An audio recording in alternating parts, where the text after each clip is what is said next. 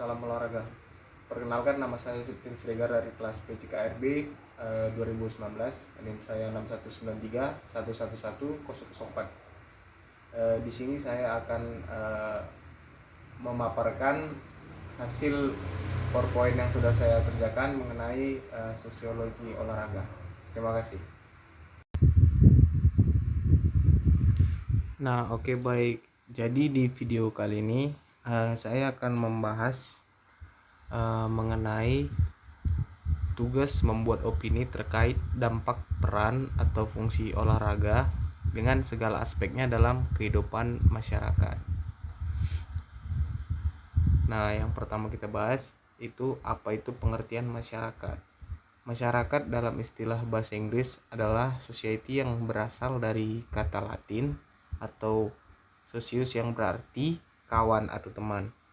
Istilah masyarakat berasal dari kata bahasa Arab syaraka yang berarti ikut serta dan berpartisipasi. Masyarakat adalah sekumpulan manusia yang saling bergaul atau dalam istilah ilmiah adalah saling berinteraksi. Suatu kesatuan manusia dapat mempunyai prasarana melalui warga-warganya dan dapat saling berinteraksi. McIver dan Peik dalam Sujono Sukanto tahun 2006 memaparkan bahwa masyarakat adalah suatu sistem dari kebiasaan, tata cara, dari wewenang dan kerjasama antara berbagai kelompok, penggolongan dan pengawasan tingkah laku serta kebiasaan-kebiasaan manusia. Berikutnya kita bahas pengertian olahraga. Olahraga menurut hakikatnya merupakan salah satu aktivitas fisik maupun psikis seseorang yang berguna untuk menjaga dan meningkatkan kualitas kesehatan yang melibatkan gerak tubuh berulang-ulang dalam seseorang. Sedangkan arti kesehatan itu sendiri adalah suatu keadaan normal baik jasmani maupun rohani yang dialami makhluk hidup. Olahraga juga dipahami sebagai proses pembinaan sekaligus pembentukan melalui perantaraan raga, aktivitas jasmani atau pengalaman jasmania dalam rangka menumbuh kembangkan potensi manusia secara menyeluruh menuju kesempurnaan.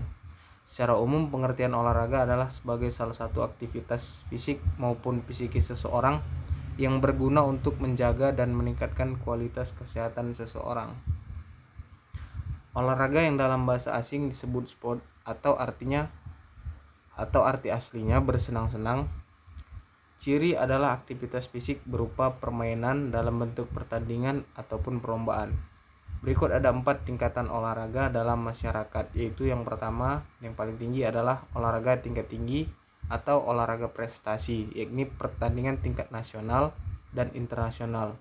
Memiliki nilai politik yang tinggi karena dapat mengharumkan nama bangsa dan negara, meskipun tidak semua negara memandang demikian. B. Olahraga pertandingan umum atau olahraga kompetitif, yakni olahraga yang diarahkan pada pertandingan-pertandingan kegembiraan yang didapatkannya. C. Olahraga rekreasi, sebagai pengisi waktu luang dan kontak sosial. Dalam hubungan pertandingan, peraturan resmi tetap dipegang teguh meskipun terkadang tidak terlalu ketat. D. Olahraga sebagai rekreasi, bentuk rekreasi yang menggunakan olahraga tanpa ikatan peraturan resmi, dalam Abdul Qadir tahun 1992. C. Pengertian sosiologi olahraga. Sosiologi olahraga merupakan sosiologi terapan yang dikenakan pada olahraga, sehingga dapat dikatakan sebagai sosiologi khusus yang berusaha menaruh perhatian pada permasalahan olahraga.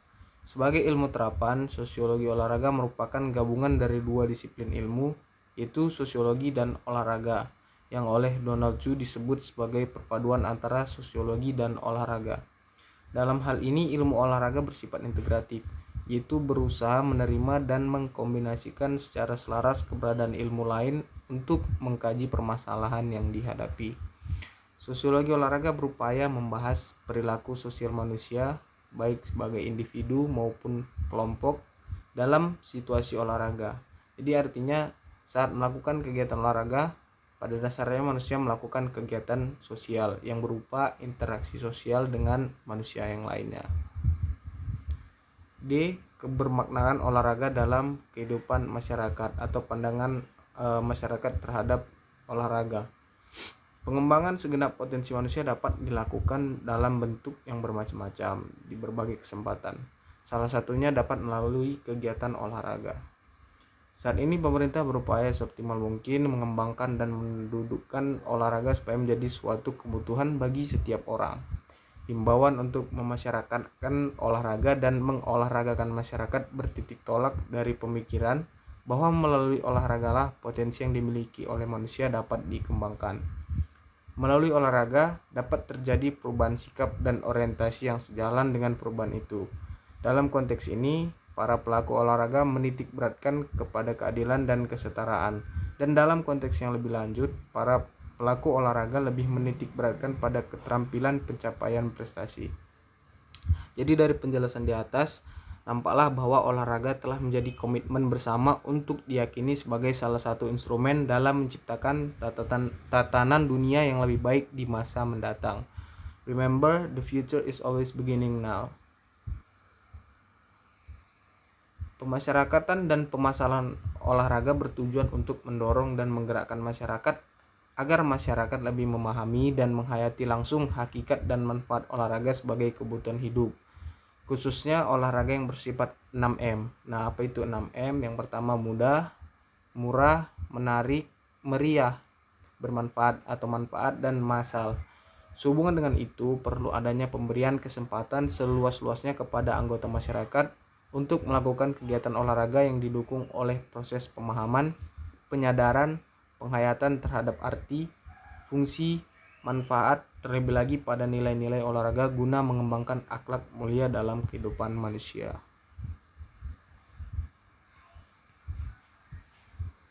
Nah, jadi kesimpulan yang saya dapatkan melalui penutup ini yaitu olahraga telah menjadi bagian penting dalam kehidupan manusia.